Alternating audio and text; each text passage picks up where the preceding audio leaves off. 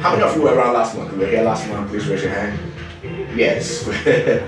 We looked at genetic signature, my father's cross, my father's cross. And a lot of things came out of it. A lot of things that we were not paying attention to. A lot of things that connect to our lives as a people. The roles our fathers played in our lives, the way we see our fathers today, the mistakes our fathers made and how they are playing out in our lives.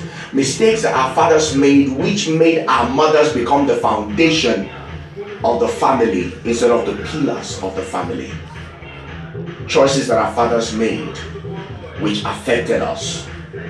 Our father's refusal to be the support that we are looking for, the defense that we are looking for. The things that we inherited just by virtue of the fact that we come from a certain family. And how these things affect us generally.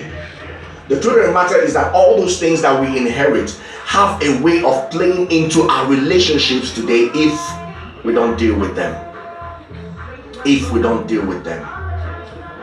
And we saw that indeed, especially with the father, in the African society, in the world generally, inheritance comes along from the father. I know that in some cultures they talk about the mothers. Yes, but there is just something about the loins. There's something about the man and the role he plays in your life. That's the reason when you're born, you bear your father's name and not your father's name. Why? Because every time we talk about fatherhood, we're talking about legacy. And the legacy has got to be continued. The legacy has got to be preserved. The legacy has got to be sustained. And so as you sit here, as far as your father is concerned, you are the product of a legacy.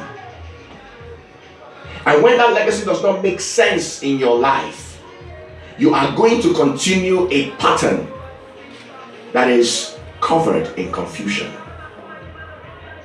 And so you find yourself in situations where the things that happen to your father have an interesting way of happening to you. It's the genetic signature. It's as a result of the legacy that you proceed out of.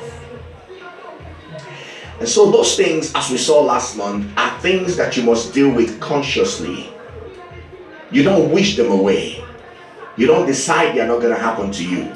You deal with them consciously.